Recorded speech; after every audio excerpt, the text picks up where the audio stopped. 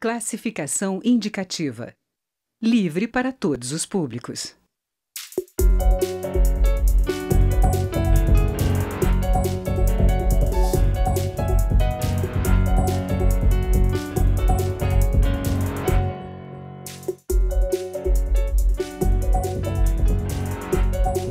Olá! A cada minuto, um jovem abandona o ensino médio no Brasil. A informação é do secretário de Educação Básica do MEC, Rocieli Soares da Silva. Um levantamento realizado pelo Instituto Ayrton Senna e outras instituições mostra que pouco mais da metade dos inscritos no ensino médio se forma. O estudo avalia que o país também perde 35 bilhões por ano nesse processo. O Câmara Debate da Rádio TV Câmara discute o tema com os deputados Danilo Cabral, do PSB de Pernambuco, e Poliana Gama, do PPS de São Paulo. Deputados, esse é um problema recorrente, né? O ensino médio sempre é uma grande preocupação. E eu gostaria de saber dos senhores quais os motivos que os senhores acham que hoje são os mais graves para a evasão. É a qualidade do ensino? É a dificuldade econômica, porque esses meninos já estão na adolescência? Quais os motivos, deputado Danilo? Olha, Vânia, por mim está Poliana também, eu acho que primeiro a gente tem que fazer uma análise do processo histórico da educação pública brasileira, né? Nós viemos reconhecer que o ensino médio brasileiro deveria ser um direito de todos, né, a partir da emenda 59, ou seja, há pouco mais de 10 anos, em 2007, quando se constituiu o Fundeb primeiro e depois a emenda que garantiu a obrigatoriedade do ensino médio. Então, temos um acúmulo para trás, né, no sentido do reconhecimento do direito. Então, esse é um ponto estratégico. E a partir disso, né, um conjunto de investimentos que precisavam ser feitos para garantir a qualidade do ensino médio. A escola pública, num tempo lá atrás, as pessoas dizem, não, a escola pública brasileira foi uma escola de qualidade, mas ela era uma escola excludente, era uma escola para poucos. A partir do momento que a gente reconheceu a educação como direito, foi que a gente viu a qualidade da educação pública brasileira, a partir da escala que ela tomou, de direito, que deveria tomar, cair. E a partir disso é necessário você fazer um conjunto de investimentos para tornar a escola pública atrativa. Nós vivenciamos isso lá em Pernambuco. Eu acho que essa questão do ensino médio, eu fui secretário de Educação do Estado de Pernambuco. A partir de 2007, a gente tinha lá em Pernambuco, de cada 100 jovens que ingressavam no ensino médio de Pernambuco, 25 largavam a escola durante o percurso escolar. Os últimos resultados do IDEB, apresentados recentemente, mostrou que Pernambuco hoje é o estado que tem a menor evasão escolar do Brasil. Apenas 1,7% dos jovens hoje, é praticamente residual, que entram no ensino médio de Pernambuco, largam a escola. E como isso aconteceu? Aconteceu com um conjunto de investimentos que tornaram a escola pública de Pernambuco de ensino médio atrativa. Foram detalhes como garantir farda, merenda escolar, livro didático para todos, né, garantir um kit escolar, garantir acesso às tecnologias modernas, porque a escola tradicional não atraía mais também o jovem, então o acesso ao computador. Há um programa que foi criado lá, que é um programa muito interessante, chamado Ganha o Mundo. Os jovens das escolas do ensino médio de Pernambuco, a partir dos seus resultados, dos seus méritos, garantem acesso a um programa de intercâmbio em outros países, vão para os Estados Unidos, para a Europa, para o Canadá, é um programa chamado Ganha o Mundo. Ou seja, esse conjunto de políticas implantadas de forma sistemática, né, e integrada, e aí também a partir disso com programas de valorização também dos profissionais da educação, melhoria da infraestrutura, fez com que Pernambuco saísse da 25ª posição em evasão escolar e ter a menor evasão escolar do Brasil. Eu acho que é isso, é a gente tornar a escola pública mais atrativa. É dessa forma que a gente vai segurar o jovem na escola pública. Porque quando ele entra, se ele entra e não observa que aquilo vai trazer para ele alguma oportunidade lá na frente, naturalmente no percurso escolar ele abandona. Deputada Poliana Gama, como é que a senhora vê a questão da evasão? Bem, para cumprimentar o deputado Danilo e somando aqui essa análise, principalmente da questão do contexto histórico, o que eu tenho sentido ao visitar as escolas e conversando com os adolescentes, com os nossos jovens, nós sentimos que há por parte deles assim uma sensação de falta de sentido no modelo que nós temos hoje nas nossas escolas. Então, a maneira como ela está organizada acaba que não correspondendo às expectativas. E soma-se a isso também a necessidade que muitos apontam, até mesmo quando a gente tem uma reformulação nessa estrutura, no caso de São Paulo, com a proposta do ensino médio integral, e que é muito positiva, mas sofre com a adesão dos jovens, porque muitos, quando querem fazer o ensino integral, eles querem também, junto com isso, que tenha o curso profissionalizante. E ainda, no caso de São Paulo, a questão do profissionalizante no ensino integral, que é promovido pelo Estado, pelo governo do Estado, ele ainda não é integrado. Ele é oferecido em outras escolas, como o Centro Paula Souza, escolas de excelência, mas não ainda integrado nas escolas estaduais. Então, o que eu tenho sentido é isso. Os alunos, eles querem conferir mais sentido, que a aprendizagem, que os conteúdos de fato façam mais sentido à sua vivência, às suas experiências, e querem também algo que os deixe, né, os possibilite ter uma profissão. Pois é, essa era a minha questão que o senhor estava falando, das diversas mudanças. Parece que o jovem quer que aquilo tenha sentido para a vida dele. Sim. Porque a gente cresceu achando que o diploma era fundamental na vida, né? Os pais da gente falavam isso, você precisa ter um diploma. Mas a escola precisa garantir, talvez hoje, mais do que o diploma? Não é só o diploma, né? A gente percebe que no mundo de hoje, com esse avanço da tecnologia, da informação, você tem que ter, paralelo ao diploma, o conteúdo dele, né? Dessa conquista desse diploma, que lhe permita dizer que você, de fato, passou por um processo de ensino-aprendizagem, você assimilou aquilo e pode também contribuir com o seu aprendizado para o mundo. Quando você tem falha nesse processo, ou quando ele não tem significado, o diploma acaba sendo o quê? Consequência dessa ausência de um significado real, de um sentido real, a necessidade, né, do próprio diploma para a vida. Então, é dessa maneira que eu sinto. A gente precisa fazer, além do diploma, precisa de fato constituir de sentido. Quando o senhor falou da introdução do computador na escola, logo que a gente começou a notar os adolescentes fixados no celular, né? O celular hoje é praticamente uma extensão deles. Para o professor, isso significou uma necessidade de treinamento, de mudança de paradigma, de educação, Sim. Porque é uma outra escola. É uma outra escola. Porque aquela escola que o professor fala, né? Ninguém presta mais atenção. A escola do quadro e giz, enfim, praticamente do professor só falando, sem haver a interação, ela, de fato, ela perdeu o encantamento. Né? Exatamente por esse conjunto de novas ferramentas que estão disponíveis para todo mundo. Então, você tem que adequar a estrutura do ambiente da escola a essa nova realidade. E adequar, eu queria complementar uma coisa importante que Pauliana falou, adequar também a oportunidade que cada um deseja fazer daquele espaço, os diversos percursos que cada aluno desejam fazer. Essa coisa do ensino universitário como a única alternativa foi durante muito tempo imposta, né, como o único caminho que cabia a quem estivesse na escola do ensino médio. E você não tem só essa alternativa, isso foi um equívoco, inclusive, da própria condução da política da educação brasileira. Você tem a educação profissional, que é uma alternativa, né? Você tem que fazer o ensino médio para que ele possa construir a sua cidadania e a inserção no mercado de trabalho.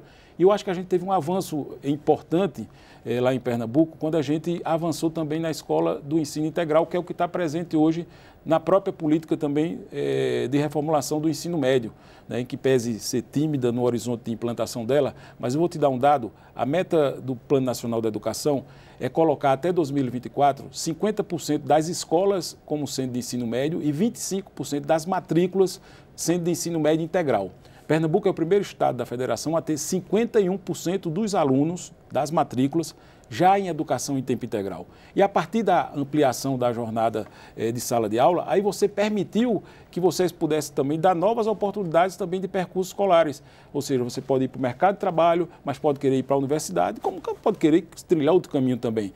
Essa reformulação do ensino médio, que flexibilizou inclusive o próprio currículo do ensino médio, eu acho que é um avanço. A gente agora tirou aquele engessamento que a gente tinha no currículo do ensino médio, de 3 anos, cada um, independente do percurso, se queria ser engenheiro, médico e tal, tem que seguir um único percurso.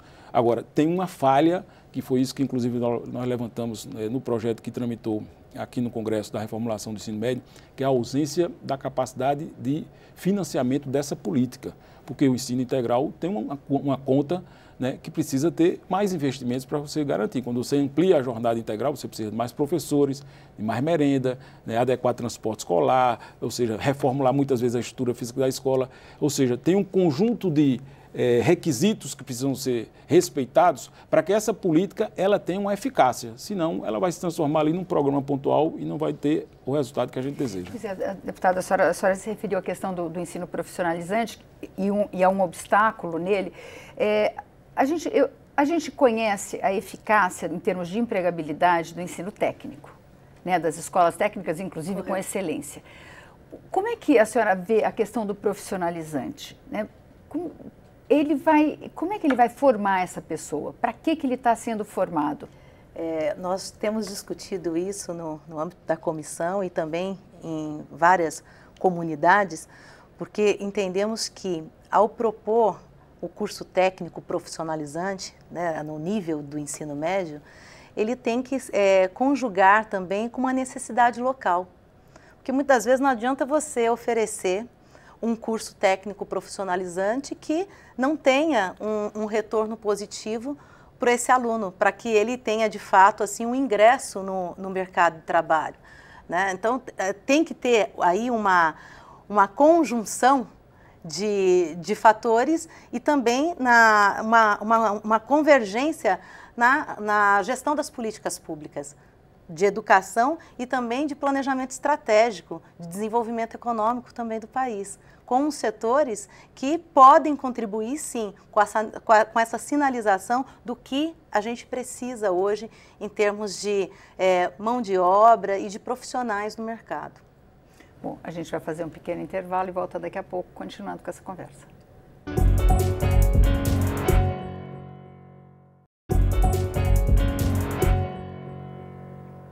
O Câmara Debate está de volta. Hoje nós estamos discutindo a evasão no ensino médio com os deputados Poliana Gama, do PPS de São Paulo, e Danilo Cabral, do PSB de Pernambuco.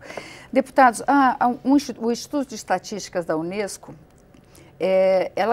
terminou um estudo dizendo que os jovens grande parte dos jovens da América Latina e do Caribe não alcançam os níveis exigidos em proficiência de leitura e de matemática depois que terminam o que a gente chama hoje de ensino fundamental. Quer dizer, quando ele chega, o desafio do ensino médio, o ensino médio, pelo que eu me lembre, eu não sei se hoje ainda é assim, ele significava um grande salto. A gente sai ali do ensino fundamental e entra, no meu tempo era o segundo grau, era um salto de qualidade de ensino, de exigência.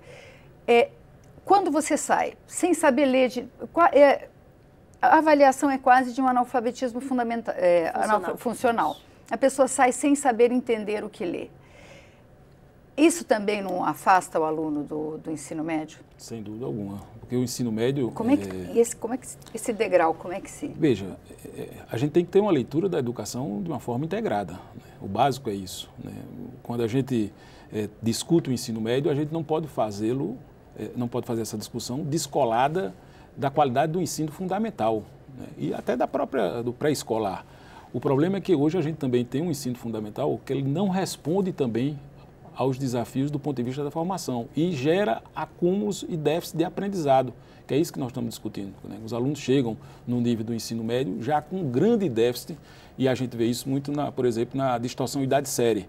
Os elevados indicadores de distorção idade-série que tem no ensino médio brasileiro. Pernambuco tinha um elevado indicador de quase 70% de distorção idade-série no ensino médio. Ou seja, você imagina de cada 100 jovens que a gente tinha, 70 estava descolado da idade que ele deveria estar. Agora ele deve estar, esse indicador caiu para perto de 40%, nós conseguimos reduzir isso de forma muito expressiva. Mas, fundamentalmente, a gente tem que fazer uma escola que faça os jovens, lá no início, já no processo de alfabetização, não ter esse déficit de aprendizado, porque senão a gente vai estar sempre enxugando gelo.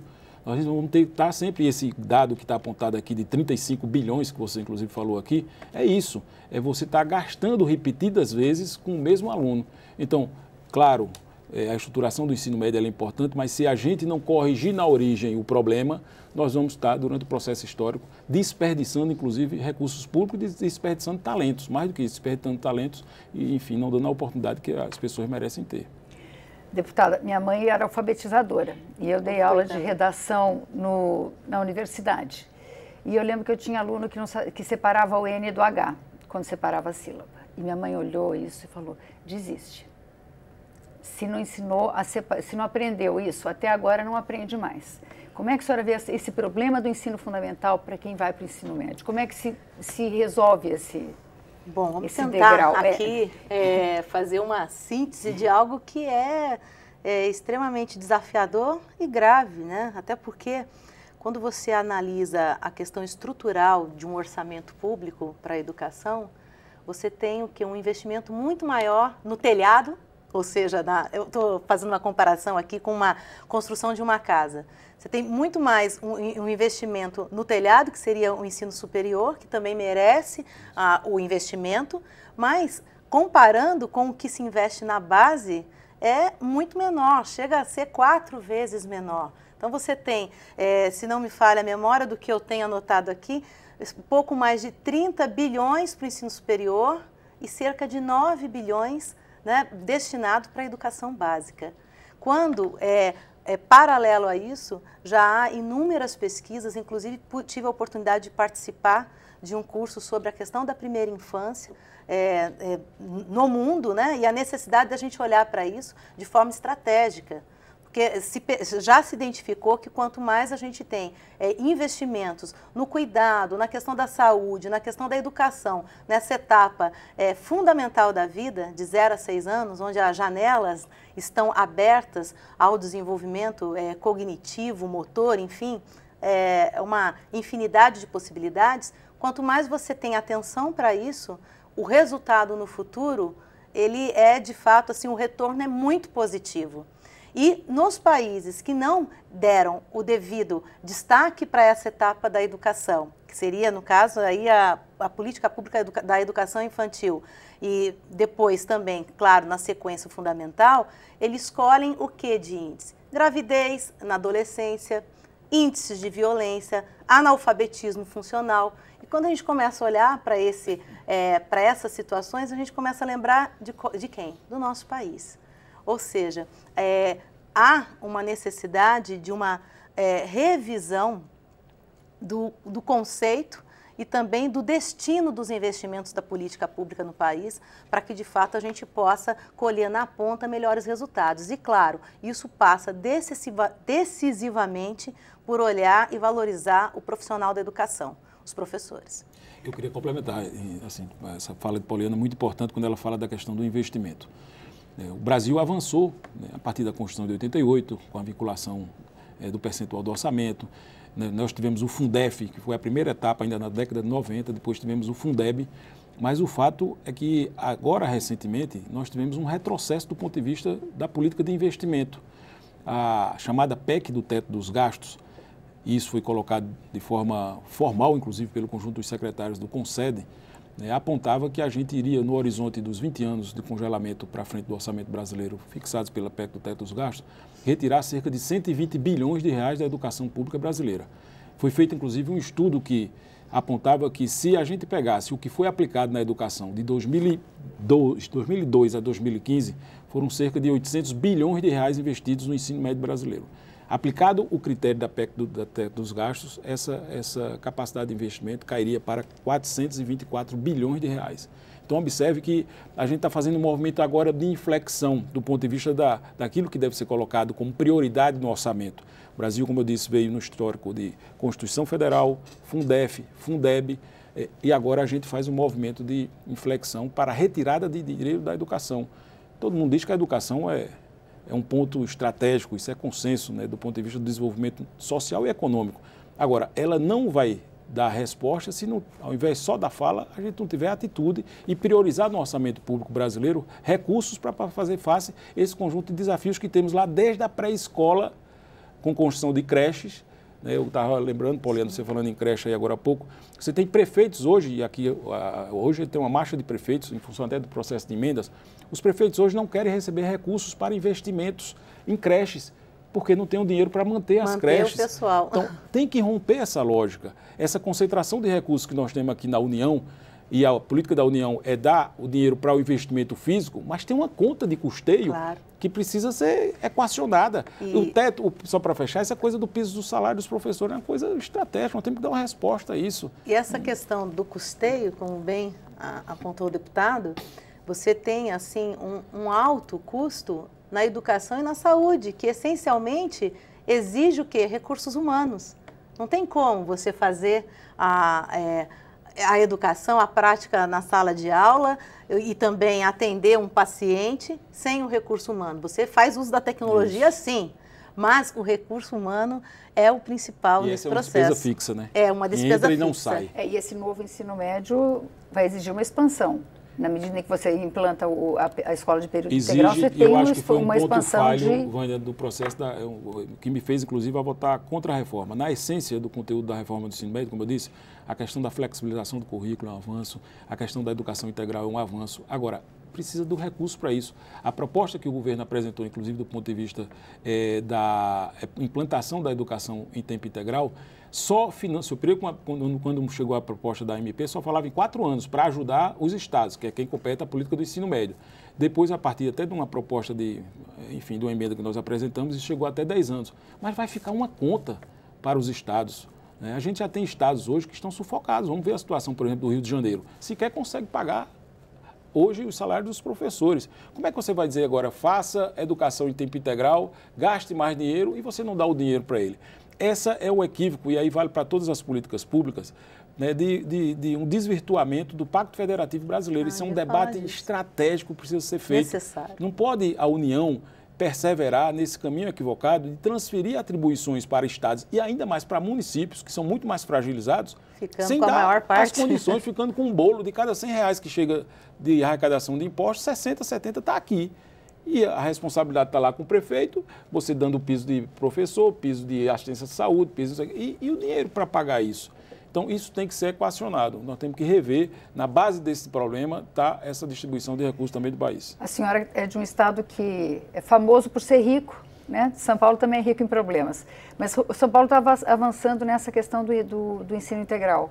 Como é que está se resolvendo essa questão orçamentária? Eu sinto o seguinte, a gente tem colhido, quando compara com outras situações de Brasil, a gente tem colhido avanços, porque de fato em São Paulo nós temos enfrentado a problemática. Então a gente não tem fechado os olhos para situações que infelizmente persistem nesse processo. É claro que ainda há um caminho longo para que a gente possa, partindo, por exemplo, da visão de valorização dos profissionais da educação, realmente conferir isso aos nossos professores, tanto da rede estadual quanto também de redes municipais. Mas como o deputado colocou, isso exige recurso também, um aporte de recurso. O volume de trabalho que nós temos em São Paulo, ele também é muito acentuado. Porém, a maneira como a gestão tem acontecido no nosso estado, com o governador Geraldo Alckmin, embora a gente reconheça que tenhamos problema, mas é um estado que tem garantido salários em dia, contrário de outros estados que já estão com dificuldade até mesmo de manter em dia os salários dos seus profissionais. E nesse processo todo, o que nós entendemos, e aqui eu faço coro nessa análise, é que a revisão do Pacto Federativo, ela é de fato uma agenda que deveria já estar sendo posta em discussão e para votação. Não tem cabimento nesse processo todo, os municípios, os estados, eles têm aí as obrigações para poder realmente dar conta do serviço, da atenção direta ao cidadão e fica com a menor parte. O município fica com a menor parte dessa distribuição, enquanto a União fica com a maior parte. Então, de fato, assim, falar de políticas públicas da educação, eu que sou professora e iniciei na política por uma demanda, né, de necessidade de justiça, de organizar as estruturas da categoria na minha cidade, mas eu percebi ao longo dessa minha trajetória o quanto que a gente precisa realmente compreender a estrutura de organização política, de orçamento, porque não se faz política pública sem recurso. É isso que a gente precisa entender, e o recurso precisa ser bem usado, e estabelecer prioridades é também crucial nesse processo. Dessa coisa do recurso. A própria constituição dos fundos de financiamento, tanto o Fundef como o Fundeb, se a gente for abrir a cesta de impostos, quem paga a conta são os estados e municípios. Quer dizer, a União criou um carimbo, o fundo criou é deles, um fundo, né? o fundo... A União só faz a administração, mas os recursos complementa. estão vindo da cesta de impostos que são de estados e municípios. O complemento dela é mínimo nessa cesta. Então, até na política dos fundos, quem está bancando são os estados e municípios. Isso precisa ser revisto. Muito obrigada, deputados. O Câmara Debate termina aqui. Você pode rever ou compartilhar estes programas na nossa página ou então no YouTube. Obrigada pela audiência e até a próxima.